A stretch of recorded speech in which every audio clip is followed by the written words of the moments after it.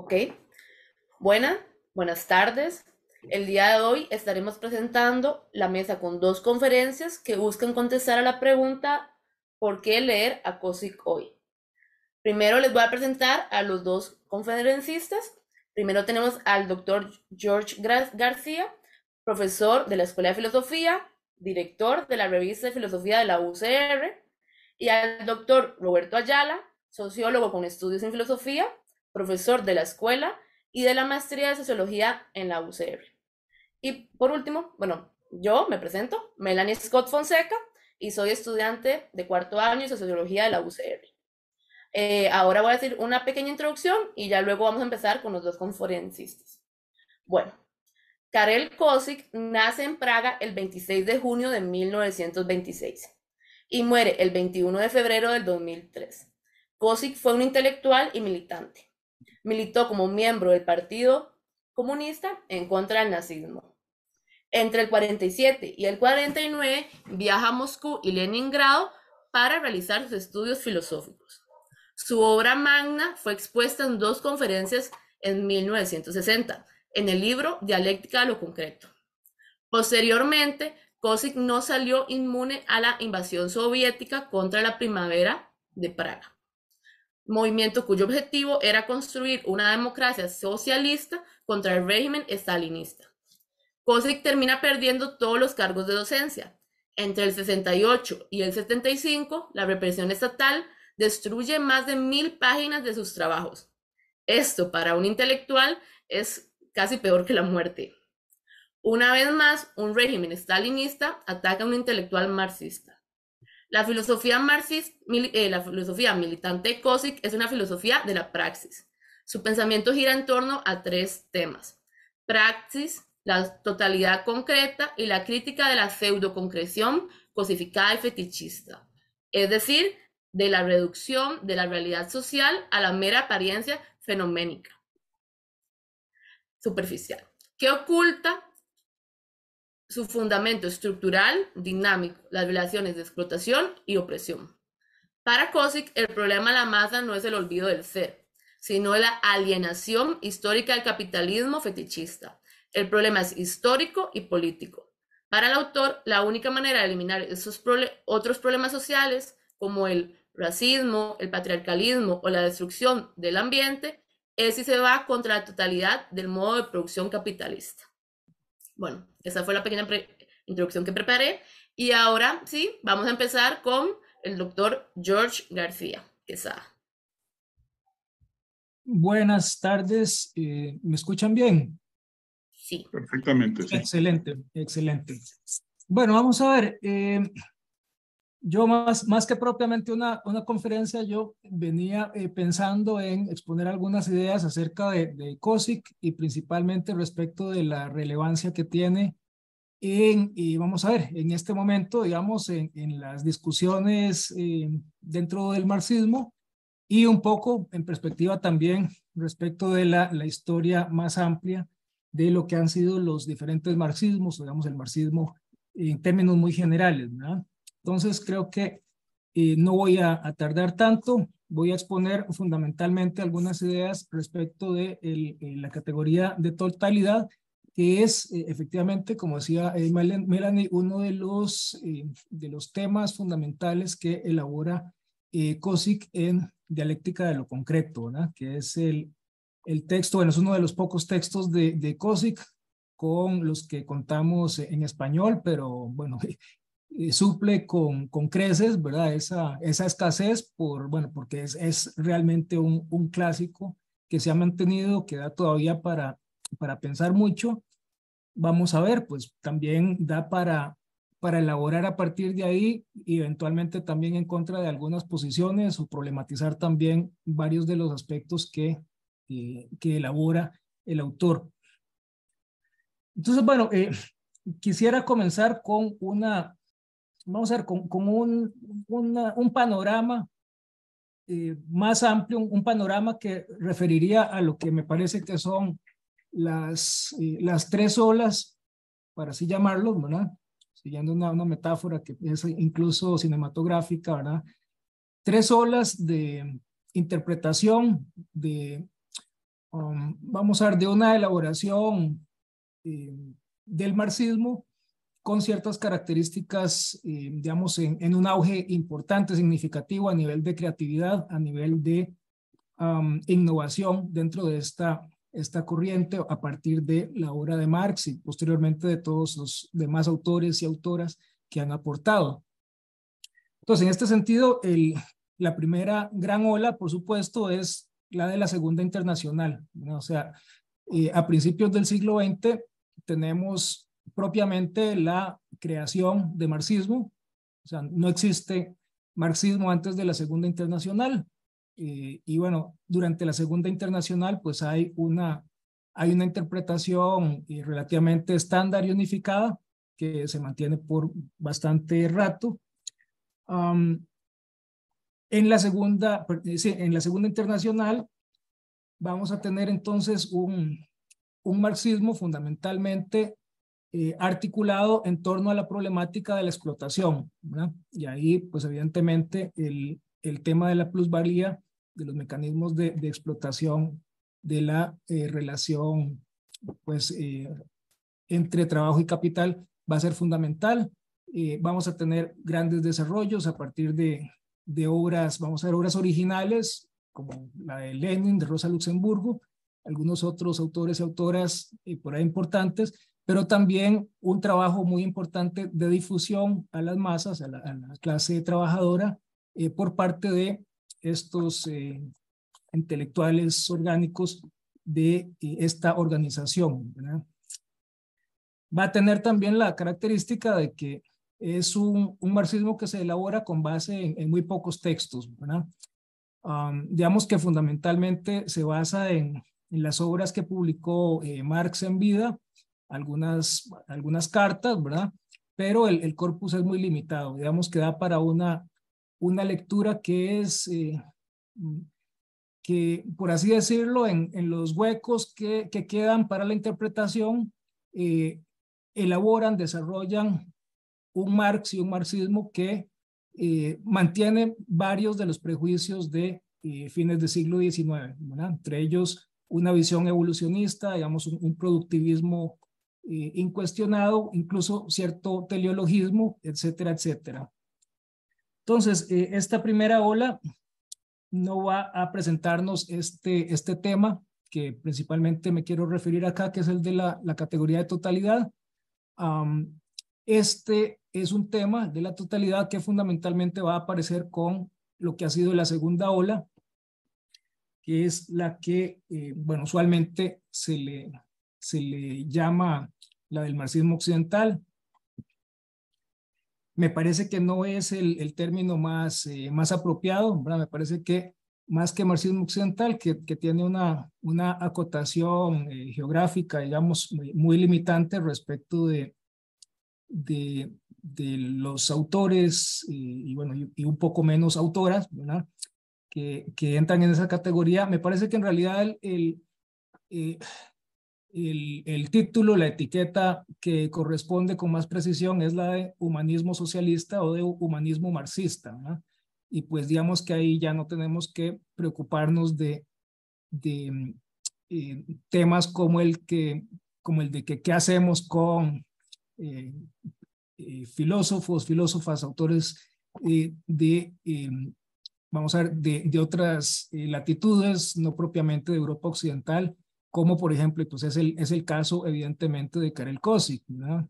Por ahí pues el otro gran importante fundador del marxismo humanista, que vendría a ser Lukács, ¿verdad? Que pues que, vamos a ver, en sentido estricto tampoco es un marxista occidental.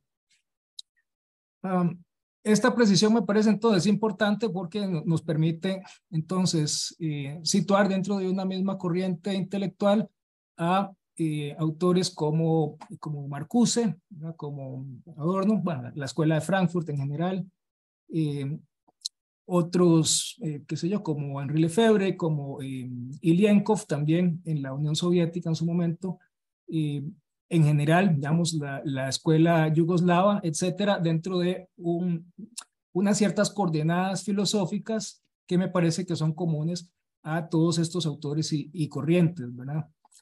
Y por cierto, esto también excluye a otros autores, por ejemplo, la escuela de Althusser, ¿verdad? Que tiene por lo demás desarrollos muy interesantes en varios sentidos, pero digamos que evidentemente no calzan dentro del humanismo marxista, a pesar de que sí se encontrarían dentro de lo que se ha llamado el marxismo occidental, ¿verdad? Entonces vean que no es exactamente un traslape en el cual queden incluidos todos los autores del marxismo occidental. Me parece que categorialmente es más preciso hablarlo en este sentido y no en el de marxismo occidental. Acá tenemos entonces en esta segunda oleada, que es fundamentalmente significativa a partir de la década de 1960 y que se entronca con los movimientos de la nueva izquierda. Esta nueva izquierda que bueno, en Occidente conocemos principalmente a través de un hito, de un símbolo como lo fueron los movimientos de 1968, pero que efectivamente también como nos lo indicaba la compañera Melanie, pues en los países de Europa Central y Oriental tuvo que ver con movimientos por la democratización, eh, por un socialismo, digamos, no burocratizado, no subordinado a la Unión Soviética en su momento. Esta oleada entonces tiene una referencia fundamental alrededor del concepto de alienación. Y ya acá estamos hablando de un corpus más amplio para entender a Marx, donde se han incorporado, vamos a ver, en algún momento antes, en algún momento después, según los diferentes contextos nacionales y de lengua, textos como los manuscritos del 44, como los Grundrisse, como el capítulo sexto inédito del Capital, etcétera, etcétera. O sea, textos que hoy consideramos fundamentales en el canon de Marx van a ser incorporados en esta segunda ola y pues van a ser centrales entonces en esta interpretación. Los textos de juventud en particular pues van a ser un criterio central dentro de esta corriente, dentro de esta interpretación, y por supuesto ahí nos encontramos una problemática que se nos presenta en la dialéctica de lo concreto, ¿verdad? Entonces claramente nos ubicamos con Cosick en esta segunda ola. Voy a mencionar un poco rápidamente lo que sería una tercera ola, que me parece pues también es importante reconocerla, a pesar de que no es algo tan evidente, digamos que no es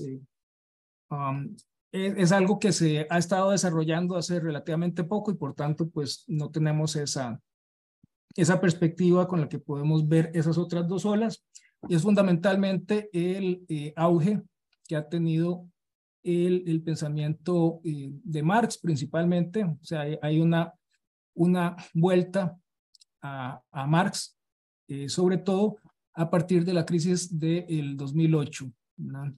Entonces tenemos una nueva ola de interpretaciones pues muy originales que critican muchos de los aspectos que habían aparecido en las anteriores olas, ¿verdad? Tanto por supuesto, en el marxismo de la Segunda Internacional, como también en el de el humanismo marxista.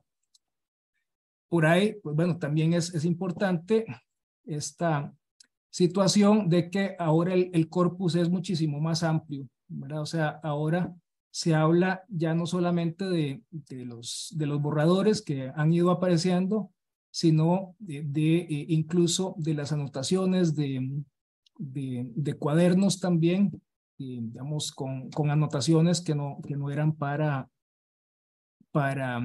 imprenta, digamos, anotaciones básicamente que lo que muestran es el proceso mental, cómo está pensando Marx en su momento sobre diferentes temas, ¿verdad?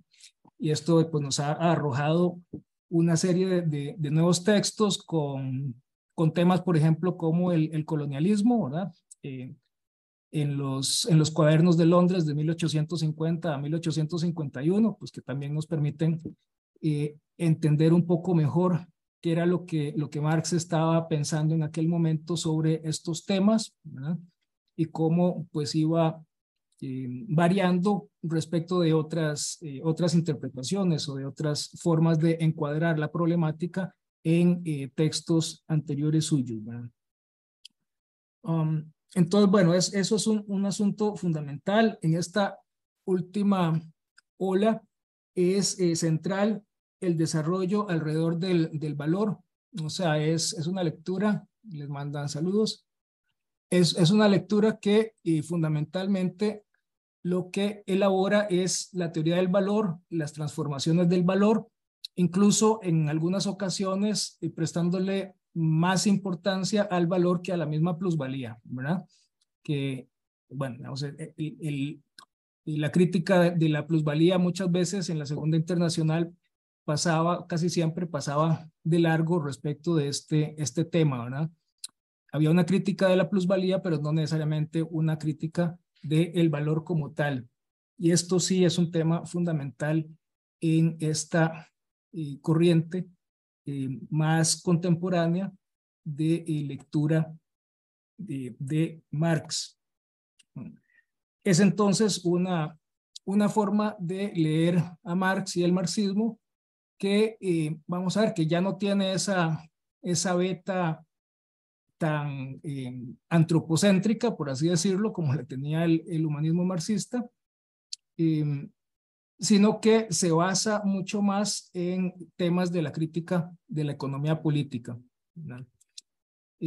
Por supuesto, sin darle la espalda a temas como la alienación, etcétera, pero prestándole mucha más atención a los temas que se elaboran en los textos económicos, entre comillas, de Marx, ¿verdad? Para comprender el capitalismo y a partir de ahí, pues, elaborar respecto digamos, de los alcances más amplios que tengan esas categorías económicas. Entonces, bueno, como indicaba anteriormente, perdón, nada más para cerrar esto de esta última ola, digamos que no hay un autor o autora que me parezca que agoten o sea, esta corriente, esta perspectiva, como tampoco sucede en las otras dos. Tal vez en el caso de la Segunda Internacional sí hay una especial presencia de Kautsky, ¿verdad? Un poco menos de Mering, pero digamos, en esta última oleada no tenemos vamos a ver, en el momento, digamos, una visión de conjunto en ese mismo sentido, como lo hubiera podido tener más en la Segunda Internacional. Menciono nada más a algunos autores y autoras interesantes, ¿verdad? De diferentes contextos culturales. Está, por ejemplo, la lectura de Moishe Postón, el historiador canadiense que trabajó muchísimo sobre temas de fetichismo, de dominación social, ¿verdad? Por supuesto, los críticos de la forma valor, alemanes como Kurz, como Anselm Jappe, de un modo muy interesante también las teóricas, que son principalmente mujeres, ¿verdad? De la reproducción social. Entre ellas, pues encontramos de un modo muy interesante la obra de Nancy Fraser, el ecosocialismo, por supuesto, ¿verdad? Que parte de una crítica de la forma valor como parte, digamos, de su crítica, digamos, muestra desde los fundamentos de la propia forma valor la incompatibilidad del capitalismo con la sostenibilidad del ser humano respecto de la naturaleza. La insostenibilidad, pues, digamos, del modelo capitalista a partir de los límites naturales en los que, pues, nos desenvolvemos como seres humanos, ¿no? Entonces, bueno, pasemos entonces a lo que sería el contexto de la obra de Cauchy, ¿verdad? Hay una referencia fundamental acá en dialéctica de lo concreto que no siempre se elabora explícitamente, pero que se encuentra ahí, pues de un modo necesario, importante.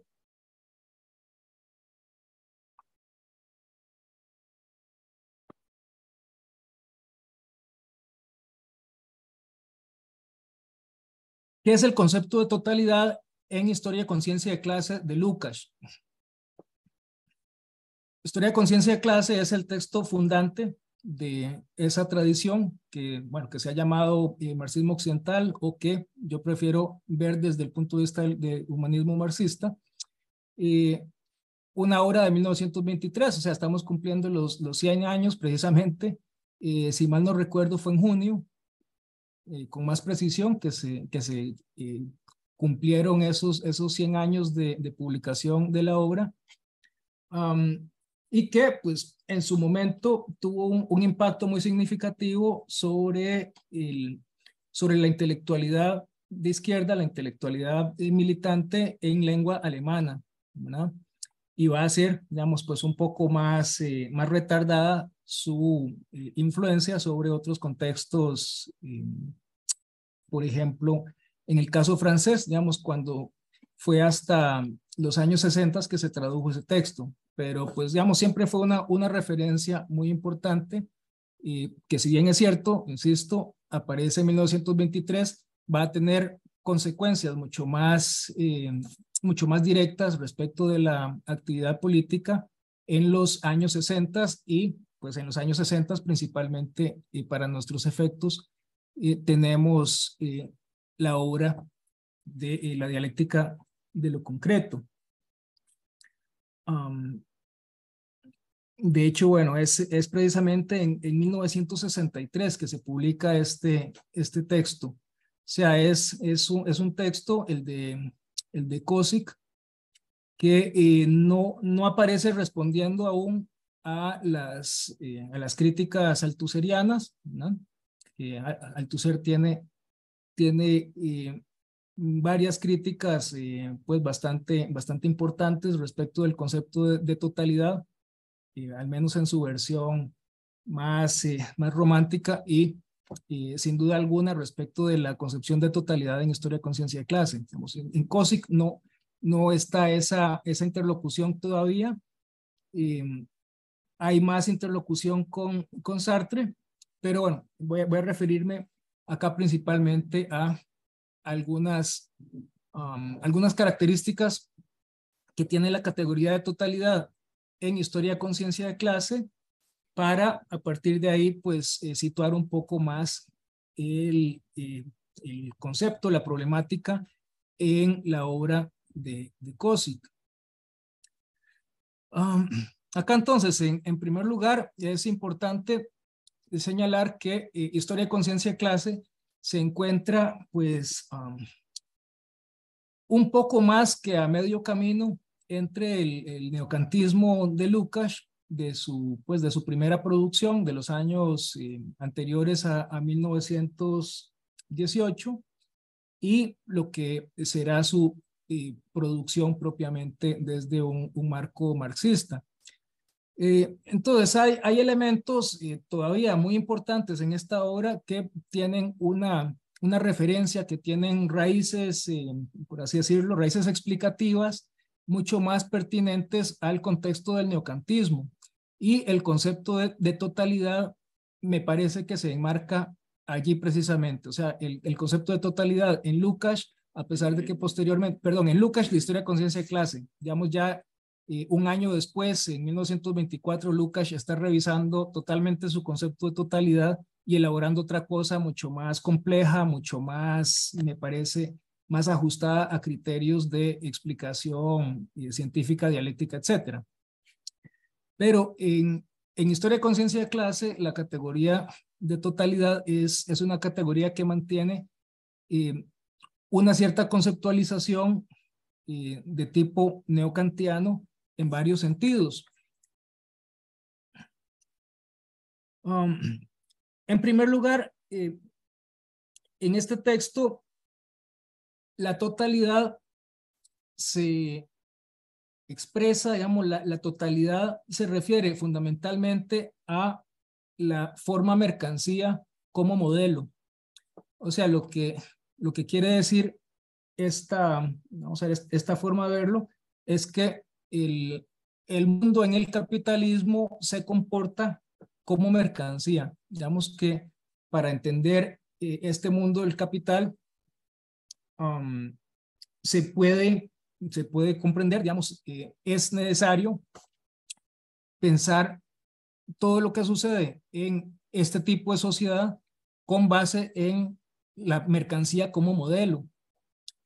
Entonces, hay una concepción de totalidad que podríamos decir, en cierto sentido, que es más bien reduccionista, ¿verdad?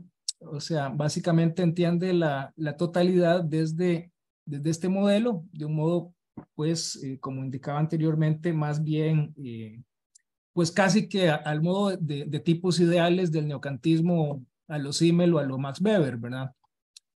Eso por una parte, ¿verdad? Eh, esta metodología de, de tratar de entender la totalidad a partir de una forma tan específica como la mercancía, no vamos, creo, a discutir que sea una forma fundamental en el capitalismo, pero que podamos entender todo lo que sucede en el capitalismo con base en esa forma, ya eso sí me parece que es problemático eh, partir de ese punto, ¿verdad? Um, en contraste con esta forma de entender la totalidad, en COSIC nos encontramos más bien con que la totalidad dialéctica, es fundamentalmente una relación, ¿verdad? O sea, para COSIC, en la dialéctica de lo concreto, la totalidad trata fundamentalmente de una relación entre todo y parte, pero no es simplemente digamos, esa relación en el vacío, ¿verdad? O sea, trata acerca de las mediaciones que hay entre todo y parte, donde son necesarios analíticamente, ¿verdad? Por supuesto, son necesarios el todo, las partes, pero también las mediaciones. O sea, es necesario tomar en cuenta los mecanismos mediante los cuales comprendemos tanto el todo como las partes, ¿no? Entonces, tenemos, me parece, un enfoque mucho más adecuado, digamos, que da cuenta de un modo mucho mejor de lo que es el funcionamiento de la historia y bueno, por supuesto, del capitalismo. Um, y que pues sigue un esquema, sigue una dinámica de tipo propiamente dialéctica, ¿verdad?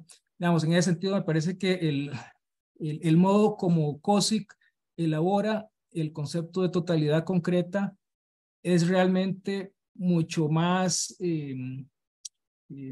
operativo, es mucho más útil que el que elabora Lukács en Historia de Conciencia de Clase, e insisto, que él mismo abandona al poco tiempo después, ¿verdad? Y que sin embargo es el modelo que van a elaborar más eh, las, eh, las posteriores generaciones que leen a Lukács, ¿verdad? O sea, hay una cosa también ahí muy interesante de la recepción del autor, ¿verdad? O sea, por qué se ha mantenido tanto esta referencia central, ¿verdad? De leer todavía mucho más Historia de Conciencia de Clase, hacer referencia a este texto, que podríamos pensar que es incluso más de transición, que leer otros textos, vamos a ver, pues más propiamente de un Lukács más versado, más educado en la dialéctica, por así decirlo, como son, por ejemplo, todos los tomos de su ontología del ser social, ¿verdad? Pero bueno, eso ya es otra discusión. Sí, bueno, evidentemente sí, no puedo negar, ¿verdad? Que en este caso, pues sí, yo soy mucho más partidario del Lukács más mayor, ¿verdad? Y menos del de Historia de Conciencia de Clase para atrás, ¿verdad? En todo caso, me parece efectivamente que en COSIC hay una complejidad de método que refiere también a una complejidad mayor de la propia cosa, digamos, del mundo, esa, de esa totalidad a la cual se está refiriendo, ¿no? Y bueno, vamos a ver, esa es una primera anotación. Voy a señalar otro aspecto de historia de conciencia de clase que también es problemático y que por ahí, vamos a ver, que por ahí también con COSIC podemos tener cierta cercanía, también cierta crítica, podríamos pensar, pero me parece que lo que tiende a predominar es una ambigüedad. Es el asunto muy polémico, por cierto, en historia de conciencia de clase, de considerar la totalidad como fundamentalmente totalidad social, la totalidad en sentido estricto como producción humana. O sea, esa es una tesis muy polémica. En su momento, pues, se hizo acreedor Lukács de, vamos a decir, pues de críticas muy fuertes, porque es una posición que negaba la dialéctica de la naturaleza y en ese sentido, pues bueno, no iba acorde con los criterios que tenía la interpretación de la Segunda Internacional, ¿no?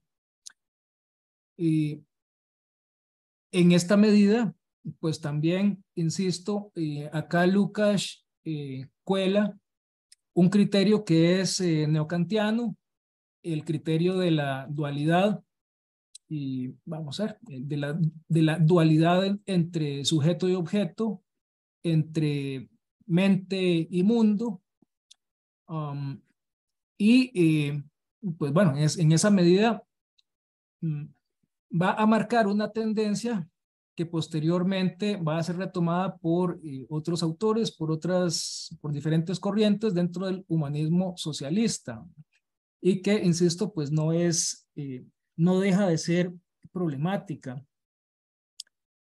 Um, esta forma de analizar la naturaleza bueno, o mejor dicho, de no analizar la naturaleza y de pensar la totalidad simplemente como aquello que tiene que ver eh, con la sociedad en su sentido más limitado, pues bueno, va a tener va a tener como consecuencia que la dialéctica queda entonces excluida respecto de lo que no es propiamente producción humana directamente. Y esto, pues bueno, me lleva entonces a una problematización que me parece que nos permite enlazar el texto de COSIC con las lecturas contemporáneas. Y es que precisamente en esta problemática de que si la totalidad es solamente aquello que tiene que ver con la producción humana o si refiere a algo más allá, si refiere a unos condicionamientos naturales, y si remite vamos a ver, digámoslo muy rápidamente, si también abarca a la naturaleza no humana, pues ahí tenemos entonces una cierta ambigüedad, me parece, dentro del texto de la dialéctica de lo concreto.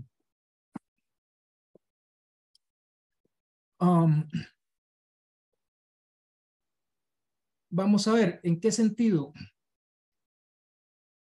Me parece que hay dos conceptos fuertes de la categoría de totalidad dentro del marxismo y dos formas de conceptualizarlo, una de las cuales es efectivamente la que he indicado de Lukács, ¿verdad? De pensar la totalidad como estrictamente la que remite a la acción humana y otra conceptualización que me parece, vamos a ver, y esto pues también es un tema de debate, ¿verdad?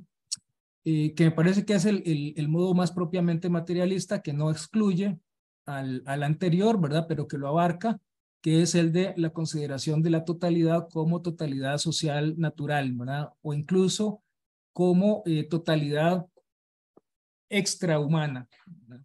Una totalidad extrahumana que condiciona también la actividad de los seres humanos. En este segundo sentido, es que me parece, y acá, bueno, no estoy muy claro cuántas ediciones han habido de este texto, pero bueno, dentro de esta edición clásica que tengo, bueno, clásica para no decir que vieja, desvencijada, y pues en las ruinas de la dialéctica de lo concreto, está, creo que creo que es la edición original, ¿verdad? Me parece que hay dos pasajes que ilustrarían esta segunda posición, digamos, una posición dentro de la cual la totalidad remite a la unidad del el mundo humano y natural, donde, pues por así decirlo, nos encontramos en una concepción monista y no dualista como la que aparecía en Historia de Conciencia de Clase. Entonces, los dos pasajes que están en páginas, en una después de la otra, páginas seguidas, dicen lo siguiente: en la filosofía materialista, la categoría de totalidad concreta es ante todo y en primer lugar la respuesta a la pregunta ¿qué es la realidad? Y solo en segundo término, y como resultado de la solución materialista a esta primera cuestión, es y puede ser un principio epistemológico y una exigencia metodológica. O sea, acá básicamente Kozik de lo que nos habla es de que la totalidad no es simplemente una forma de comprender el mundo que podríamos eventualmente intercambiar por otra forma, digamos, pluralista, etcétera, sino que lo que busca la categoría de la totalidad, o lo que supone la ontología social natural detrás de esta concepción, es que la realidad funciona como totalidad, ¿verdad? Y solo porque partimos de esa ontología es que actuamos a continuación en términos de conocimiento, epistemológica y metodológicamente, desde la categoría de totalidad como una construcción intelectual, ¿no? Entonces tenemos una concepción realista en este pasaje. El otro pasaje, dentro de este mismo sentido, también realista y que abarca también o que supone también una dialéctica de la naturaleza, dice lo siguiente, en esta edición vetusta, página 55, en verdad la totalidad no significa todos los hechos. Esto, pues bueno, evidentemente es una tesis que ya había sido explicada por Lukács, ¿verdad? También, totalidad no es todos los hechos, tiene otra orientación. Prosigo, totalidad significa realidad como un todo estructurado y dialéctico, en el cual puede ser comprendido racionalmente cualquier hecho, clases de hechos, conjunto de hechos. Reunir todos los hechos no significa aún conocer la realidad, y todos los hechos juntos no constituyen aún la totalidad. Los hechos son conocimiento de la realidad si son comprendidos como hechos de un todo dialéctico, esto es, si no son átomos inmutables, indivisibles e inderivables, cuya conjunción constituye la realidad, sino que son concebidos como partes estructurales del todo. Acá tenemos entonces una concepción vamos a ver, de una realidad estructurada que sigue que sigue una dialéctica, ¿verdad? Y que en este sentido, ateniéndonos a un criterio propiamente materialista, tendría que abarcar no solamente la actividad humana, sino todo aquello que sucede en el mundo, digamos, en ese único mundo más allá de nuestra percepción, de nuestra actividad, ¿no? Realidad como un todo estructurado y dialéctico, en el cual puede ser comprendido racionalmente cualquier hecho, insisto. Entonces, tenemos esta beta, llamémosla más propiamente materialista, por un lado, pero por otro tenemos también algunos pasajes en la dialéctica de lo concreto que apuntan en el sentido más, más cercano a historia y conciencia de clase. Leo acá, en la página 75, dice Kozik, la totalidad en un sentido materialista es creación de la producción social del ser humano, mientras que para el estructuralismo la totalidad surge de la acción recíproca de las conexiones y estructuras autónomas. Los frutos de la actividad del ser humano son separados de la actividad misma. En lo fundamental, se nos argumenta acá en el sentido de que aquello que se refiere a la totalidad es propiamente y puramente aquello que es producción del ser humano y en este caso específicamente ante todo del modo de producción total.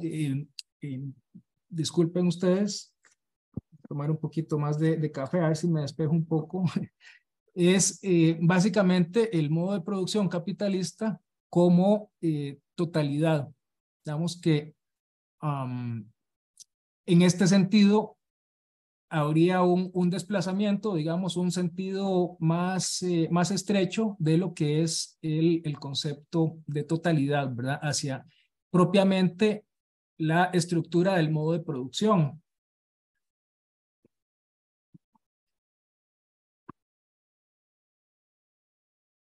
Ahora, no voy a entrar entonces en mucho detalle, pero ya que, pues bueno, me he extendido bastante, voy a indicar solamente que respecto del estado actual, respecto de lo que llamé esta tercera ola de interpretación de Marx y de marxismo,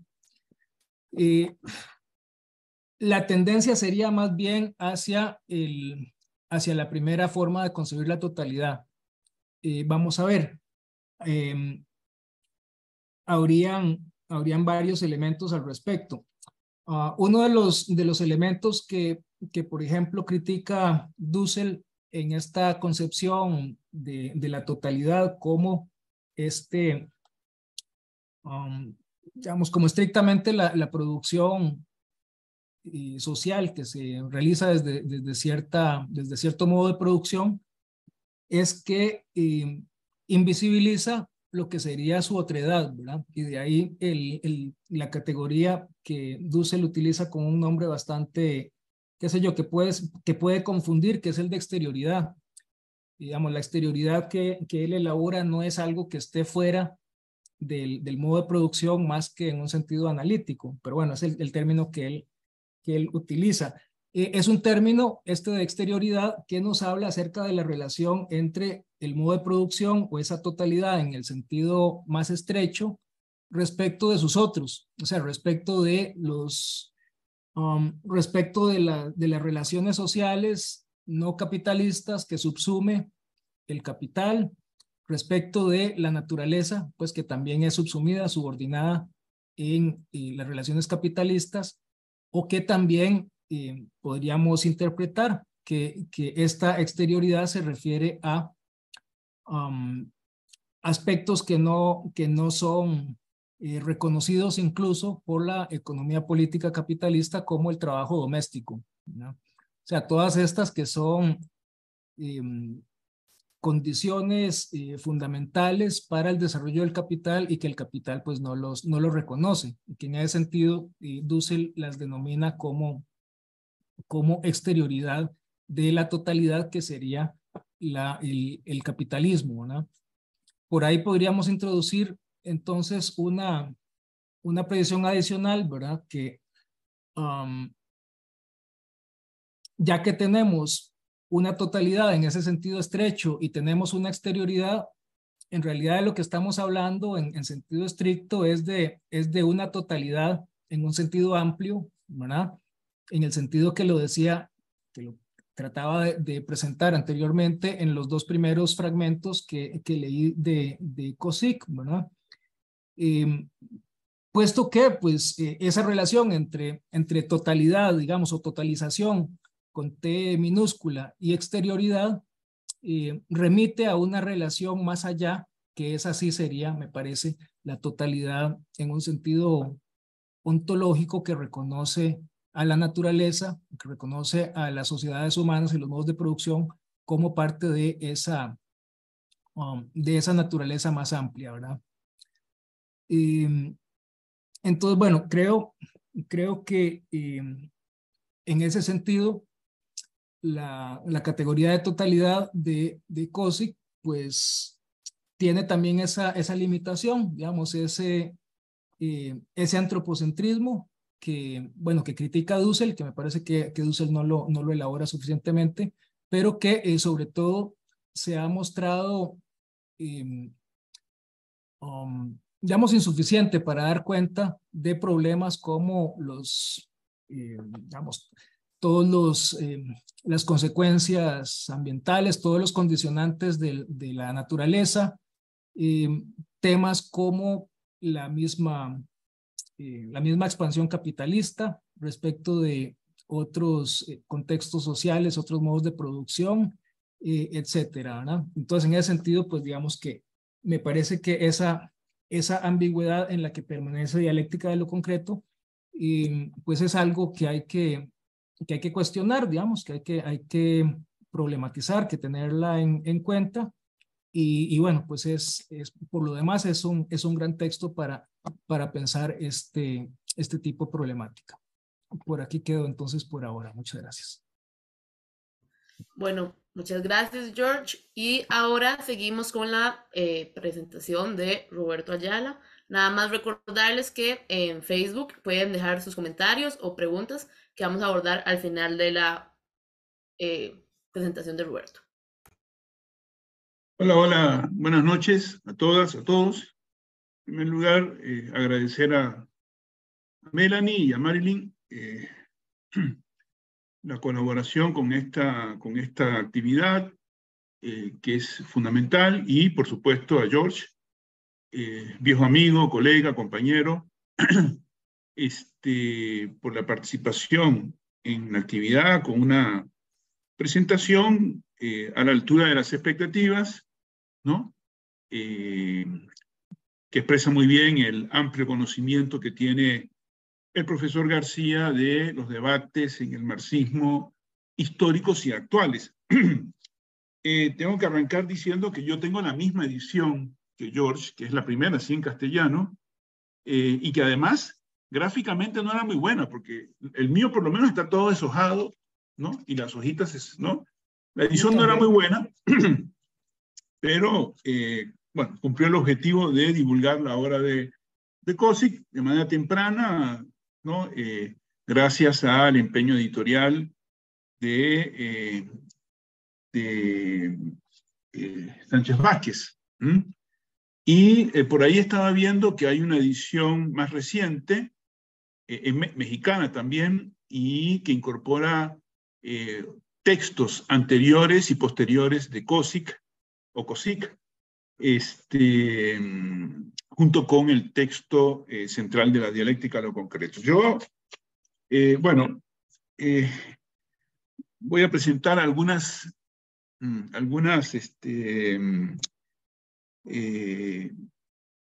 elaboraciones o síntesis del texto, ¿no?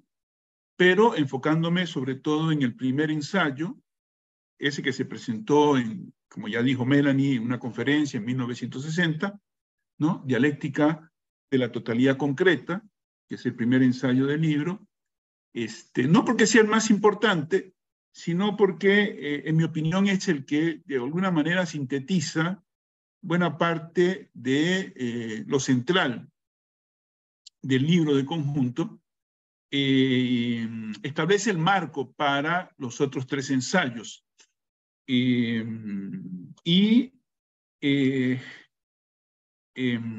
me parece que en primer lugar, decir que el texto de COSIC, y esa es la razón por la cual pensamos organizar esta actividad, un poco para dar a conocer un texto que, como ya decía George, es un texto inexplicablemente poco poco conocido, poco trabajado, ¿no?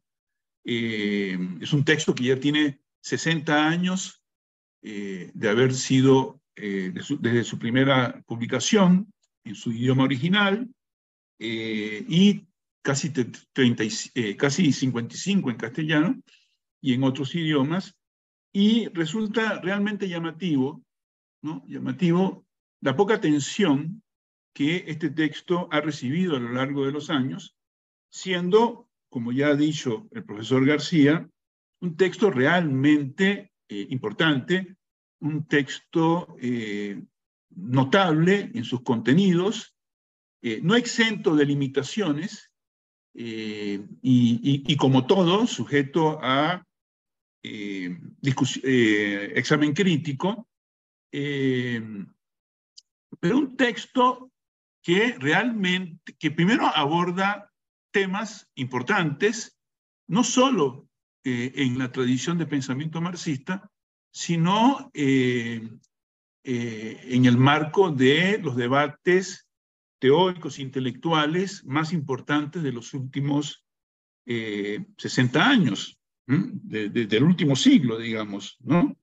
Entonces realmente llama la atención la poca notoriedad y el poco trabajo que ha merecido este texto. De hecho, cuando uno hace una exploración en Internet sobre artículos que se hayan publicado, reflexiones, es bastante poco lo que aparece, sobre todo en castellano, pero tampoco hay mucho, hay demasiado en otros idiomas, es notable. Incluso algo que decía, como parte de la intervención de George ha sido una especie de contraste entre historia y conciencia de clase de Lukács y dialéctica de lo concreto de Kozik.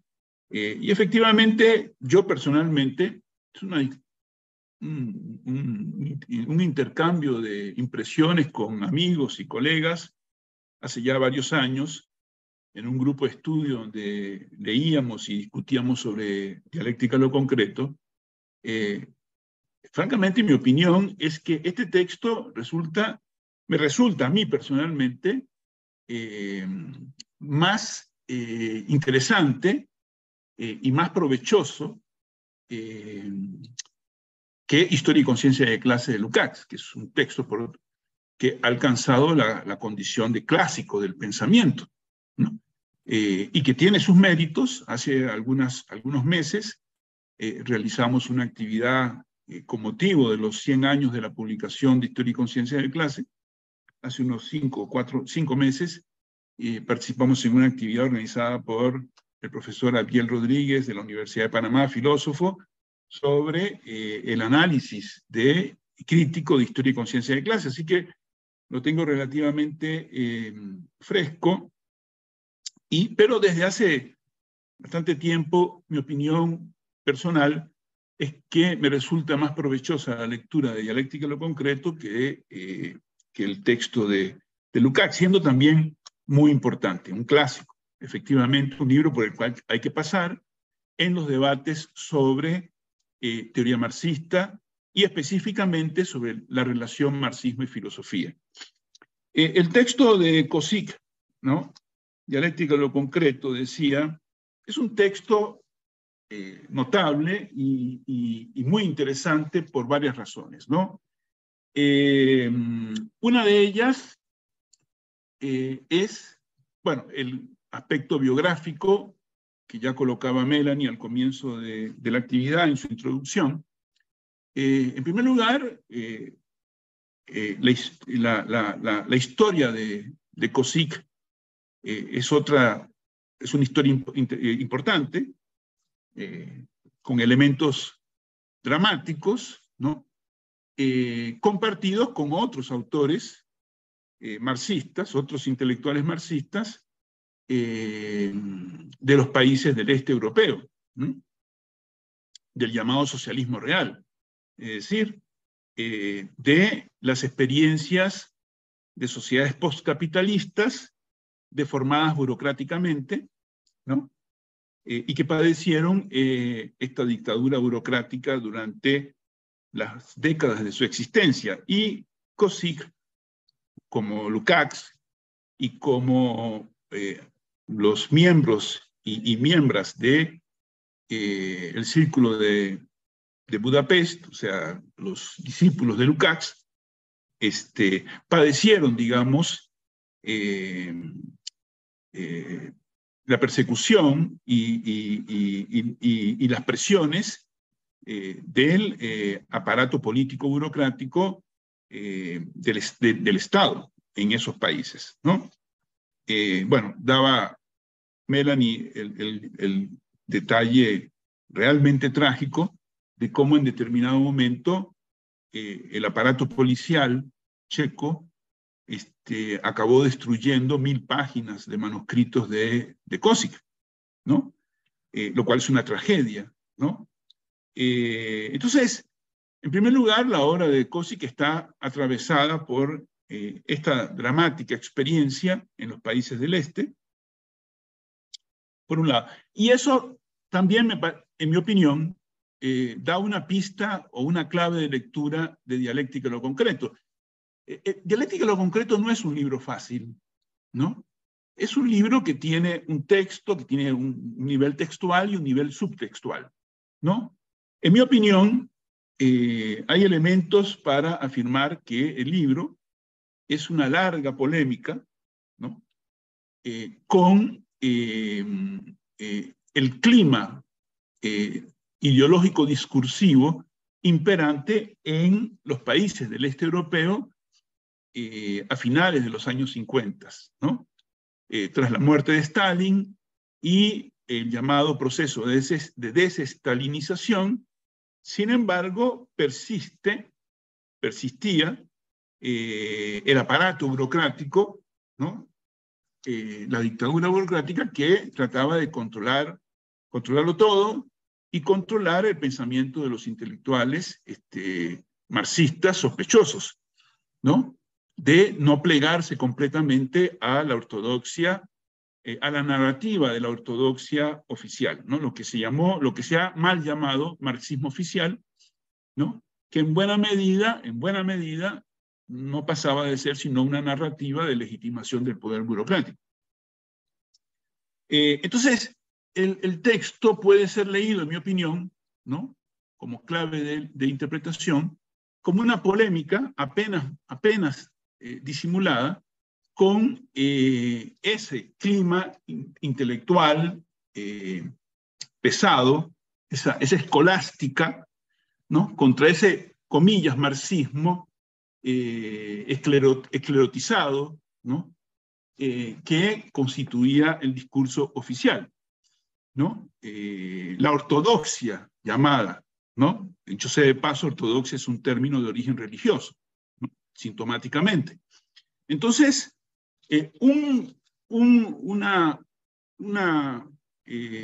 evidencia de ello es que, por un lado, bueno, en mi opinión, el centro de Dialéctica de lo Concreto del libro, de todo el libro, es la relación entre marxismo y filosofía, ¿no?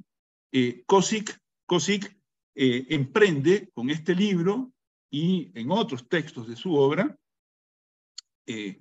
un intento de reelaboración, ¿no? Peculiar de esa relación entre marxismo y filosofía, o lo que podríamos llamar una filosofía marxista, ¿no? Yo prefiero la primera denominación, la relación marxismo y filosofía. Eso tiene que ver también con el hecho, un aspecto que ya tocó George, y que yo tenía también acá para tocar, que es el problema de cómo enfoca Košić, ¿no? El tema de la relación, en la medida en que el libro tiene como objetivo un intento de reelaboración de la relación marxismo-filosofía, el problema de la dialéctica y del materialismo desempeñan un papel fundamental en esa exploración, en ese abordaje. Y Košić hace mucho énfasis en la expresión filosofía materialista como sinónimo de filosofía marxista. Incluso plantea el problema de cómo desde la filosofía marxista, materialista, perdón, se desarrolla un concepto de praxis que es el contenido, el núcleo de su noción de concreción. Sin embargo, hay allí tal vez una precisión que podríamos hacer al texto en el sentido de que en realidad la noción de praxis no tiene como origen la filosofía materialista, ¿no? Sino más bien surge de los pensadores idealistas, ¿no? De la segunda mitad del siglo XVIII, comienzo del siglo XIX en Alemania. Sin embargo, Kozik usa esta formulación filosofía materialista como sinónimo de filosofía marxista, por un lado, pero por otro lado,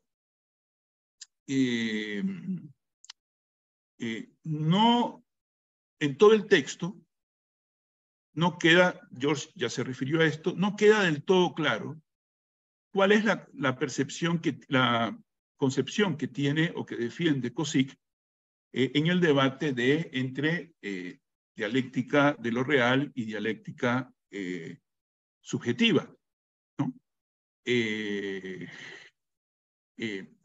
No queda textualmente claro, ¿no?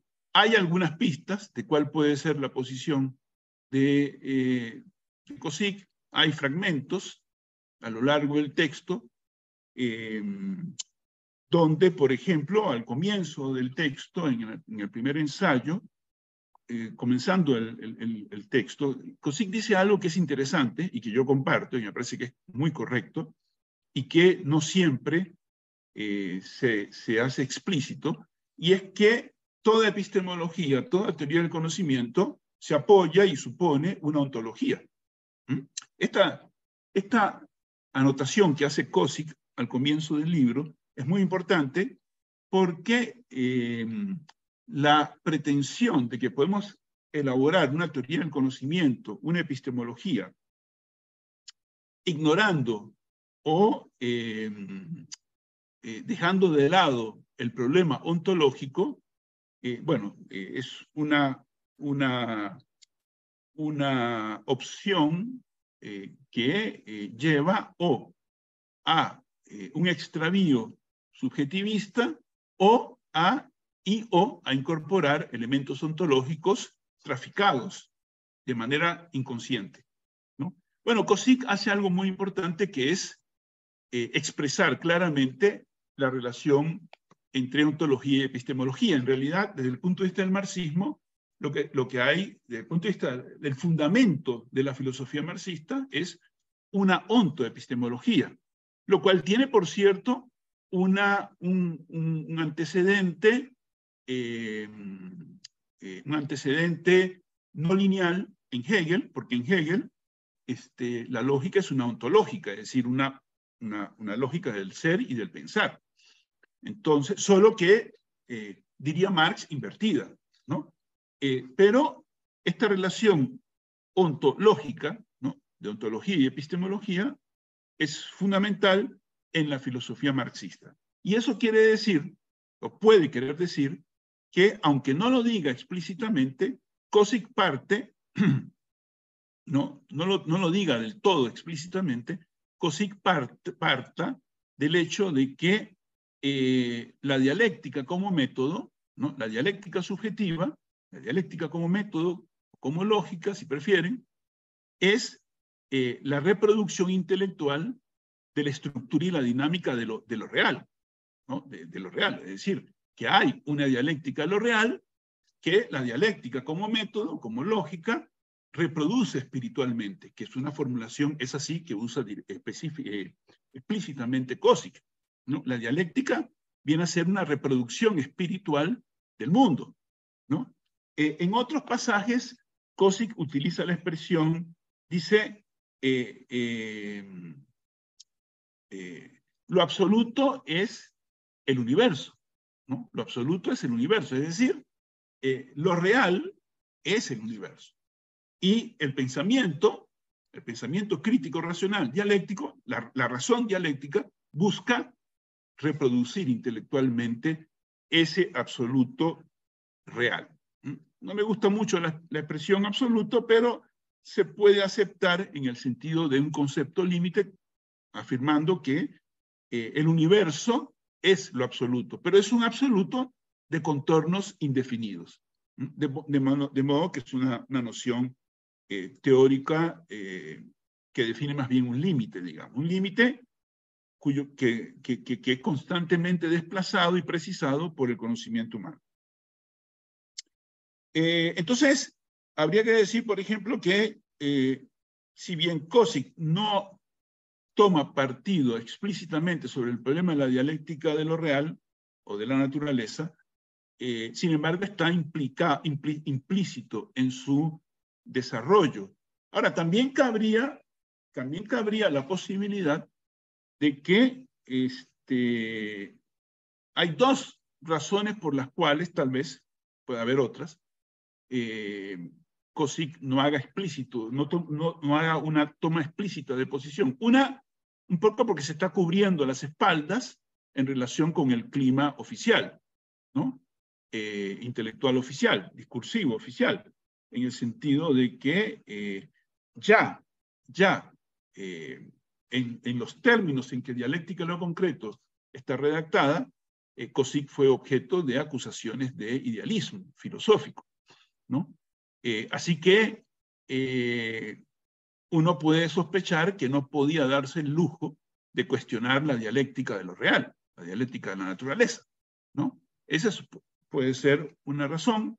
Otra, simple y sencillamente, es que Košić compartía el postulado, la concepción de la dialéctica de lo real, y lo daba por descontado en la medida que en el medio social y cultural en que vivía, este era un elemento omnipresente, muy apreciado por la narrativa oficial del marxismo institucionalizado, que se mencionaba. Entonces, una de dos, o lo da por descontado porque justamente en la medida en que quiere polemizar con la concepción del marxismo oficial, este elemento ya estaba en el marxismo oficial, así que lo da por descontado, lo incorpora. Otra es que no lo compartiera, pero no pudiese darse el lujo de cuestionarlo. Hay dos elementos que me llaman la atención en el texto, que son importantes para la clave, como clave de lectura. Uno es el hecho de que es evidente, resulta muy claro y explícito, que Košić se siente muy cercano a la fenomenología, ¿no? Le dedica pasajes muy importantes a examinar las concepciones de Husserl, por ejemplo, y también le dedica observaciones críticas, aunque recuperando aportes de Heidegger y la fenomenología heideggeriana, y también le dedica mucho espacio a el existencialismo de Sartre, ¿no? De hecho, plantea el tema de la modificación existencial como uno de los instrumentos de la superación de la pseudoconcreción, además de reivindicar el método progresivo-regresivo que formula Sartre en varios de sus textos. Entonces, es interesante este asunto de la proximidad intelectual que Košić siente con respecto a la simpatía crítica, pero la simpatía que claramente intelectual que Košić siente con respecto a la fenomenología y al existencialismo, ¿no? Otro elemento que me llama la atención sobre este tema de la dialéctica de lo real y la dialéctica subjetiva como método de reproducción espiritual de lo real es que Košić, y esto me parece muy importante, se suma a, bueno, no se suma, pero ignora olímpicamente a Engels. Es decir, el libro tiene 269 páginas, ¿no? Y Košić prácticamente no hace ninguna referencia a Engels. Y esto es importante y sintomático, porque hay que decir que Engels es un co-creador del marxismo, ¿no? Se ha dicho, el tema del marxismo, como ya también lo decía George, hay debates en el marxismo. El marxismo, para mí, desde mi punto de vista, el marxismo supone una corriente principal, una serie de elementos teórico-metodológicos, ontoepistemológicos, que hacen el fundamento básico, el núcleo duro del marxismo como corriente de pensamiento, y que en principio todo marxista en principio comparte, ¿no? La posición ontológica materialista, dialéctico materialista, tanto en ontología como en epistemología, la relación con Hegel, aunque ha habido marxismos neocantianos, espinocianos, incluso intentos de articular marxismo con la teoría de la elección racional, pero la gran mayoría de los marxistas comparten un núcleo duro de elementos, criterios, principios, conceptos y elaboraciones que han sobrevivido hasta el presente porque han resistido una enorme cantidad de pruebas de la realidad y argumentativas, ¿no? A partir de ahí, de ese tronco principal compartido por la gran mayoría, aparece una ramificación, una enorme floración de exploraciones que buscan colocar al marxismo en diálogo tensionado, crítico, con las elaboraciones teóricas del pensamiento y la investigación científica de cada época, ¿no? Entonces, por ejemplo, qué sé yo, los intentos, las experiencias de poner, al marxismo a dialogar con, por ejemplo, el psicoanálisis, con el estructuralismo, con los desarrollos de las ciencias naturales, como la teoría de la relatividad, la mecánica cuántica, la teoría de sistemas, más recientemente la teoría del caos y la complejidad, con la epistemología genética de Piaget, etc. Los intentos con la fenomenología, con Max Weber, etcétera, etcétera. Ha habido muchos intentos en los últimos 150, muchas exploraciones en los últimos 150 años de poner al marxismo a dialogar, y es importante que sea así, porque el marxismo surgió y se desarrolló en diálogo tensionado, crítico, con lo mejor del pensamiento e investigación científica heredadas. Así que no hay marxismo. El marxismo no es una doctrina autosuficiente. El marxismo no es una doctrina. El marxismo es una corriente de pensamiento en en proceso, ¿no? Que siempre está en construcción. El marxismo es un proyecto de 170 años que siempre está en proceso de construcción, y ese proceso de construcción del marxismo se desarrolla en diálogo tenso con, repito, lo mejor del pensamiento y la investigación científica. Eso quiere decir que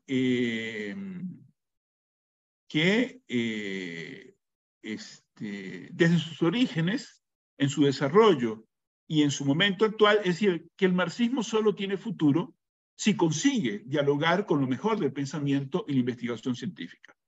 Solo tiene futuro, pero evidentemente esto también implica riesgos y también plantea riesgos en el sentido de que no pocos intentos de poner al marxismo a dialogar con otras corrientes de pensamiento han acabado derrapando hacia una pérdida de aspectos fundamentales del núcleo duro del marxismo como corriente de pensamiento, como marco ontoepistemológico, ¿no? Y no solo la pérdida de elementos del núcleo duro, sólido, puesto a prueba en la crítica y la experiencia fáctica, sino incluso el abandono del marxismo, como pasó, por ejemplo, con los llamados marxistas analíticos, ¿no? O como ha ocurrido en algunas ocasiones con el llamado marxismo espinociano, o los marxismos kantianos, etcétera, etcétera, que acabaron abandonando elementos fundamentales del núcleo duro o incluso abandonando el marxismo como un todo, ¿no? Entonces, este problema de las relaciones entre dialéctica de lo real y dialéctica subjetiva tiene un antecedente para el marxismo de corriente principal, tiene un antecedente en Hegel. Para Hegel es un pensador idealista, pero es un idealismo objetivo, ¿no?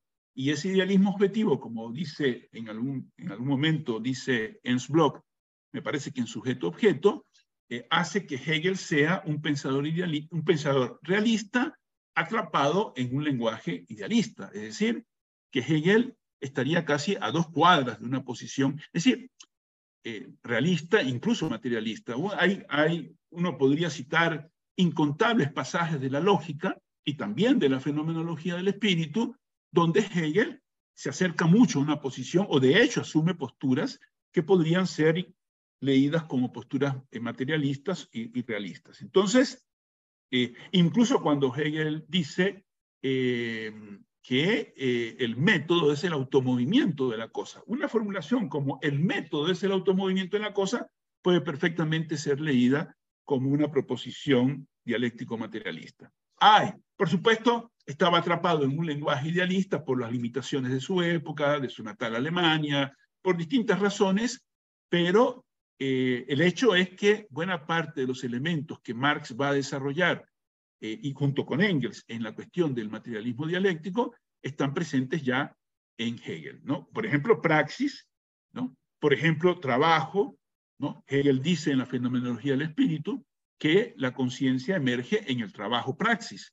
Bueno, esa es una de las claves del materialismo histórico dialéctico de Engels y de Marx. Para terminar con este tema, diría que es importante subrayar el papel de Engels en la creación del marxismo, tal como, de los fundamentos básicos del marxismo, tal como nos llega hasta nuestra época. Engels, a pesar de él mismo, no es un segundo violín, no es un mero segundo violín, es un co-creador del marxismo. Por supuesto, Marx es un tipo con unas capacidades que lo coloca en un plano distinto, ¿no? El genio creador, pero la contribución de Engels a la creación del marxismo, sí, ya veo, 10 minutos. La contribución de Engels a la creación del marxismo es fundamental y hay obras como el Anti-Düring, como la dialéctica de la naturaleza, como el origen de la familia, la propiedad privada y el Estado, y otros textos de Engels que son, aparte de la contribución de Engels, imprescindible en la elaboración de la crítica de la economía política y en todos los desarrollos de Marx, y recíprocamente, ¿no? Por eso, buena parte de los textos más interesantes, importantes del marxismo, de los fundadores, es la correspondencia entre Engels y Marx. Bueno, en los 10 minutos que me quedan, algunas cosas que son fundamentales como clave de lectura de dialéctica de lo concreto, que a mí me resultan pertinentes. Dialéctica de lo concreto es sobre todo el primer ensayo, es muy interesante el abordaje que decía que Kozik intenta una reelaboración con elementos de originalidad de la relación marxismo y filosofía. Bueno, dialéctica de lo concreto hace un aporte fundamental al tema de la epistemología marxista, ¿no?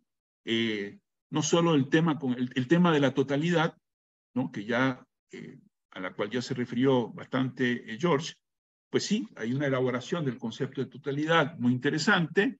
En mi opinión, que va mucho más allá de todas las partes, por supuesto, en mi opinión, en el apartado de las debilidades del texto, una de las debilidades más relevantes, para mí, más evidente que tiene el texto, es el hecho de que, en mi opinión, Kozik en el marco de esta ontoepistemología que trata de elaborar, no termina de responder del todo bien o del todo contundentemente a las objeciones a la categoría de totalidad. Me parece que la concepción que tiene Kozik de la noción de totalidad es sólida, pero todavía se queda por detrás en algunos aspectos.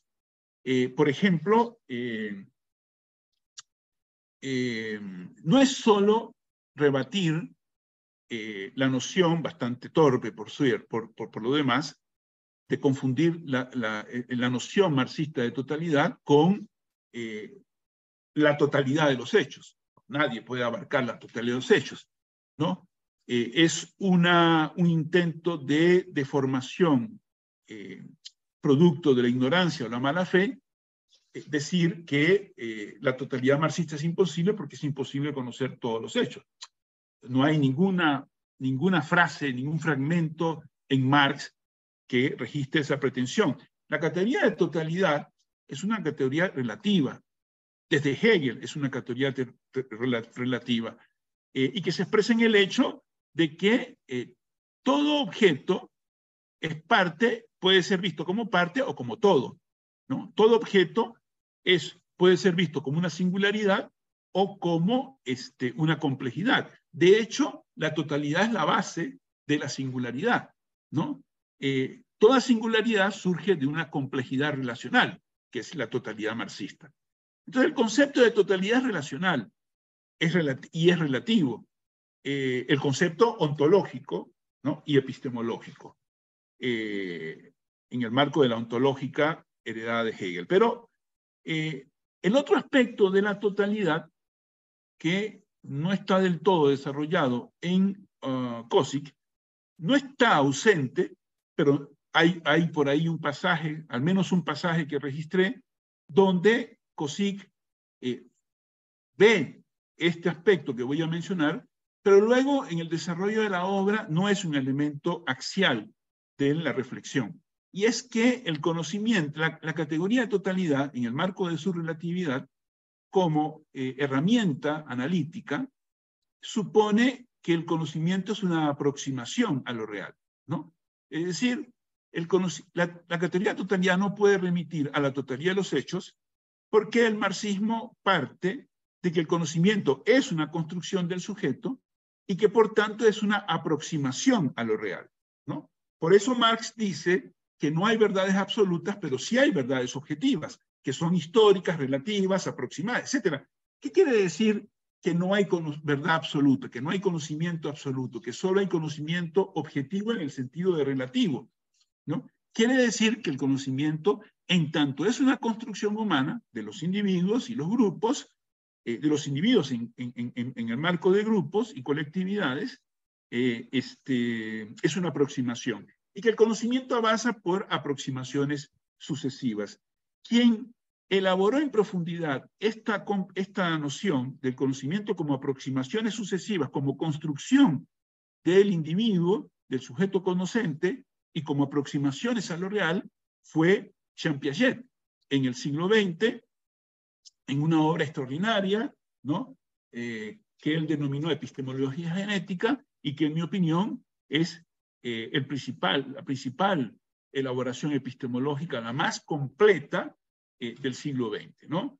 Y Piaget elaboró en profundidad esto, y sectores del marxismo tuvieron la capacidad de reconocer el aporte de Piaget e incorporarlo explícitamente al acervo del marxismo en el marco de esta relación, como decía hace un momento, del marxismo con lo mejor del pensamiento y la investigación científica, ¿no?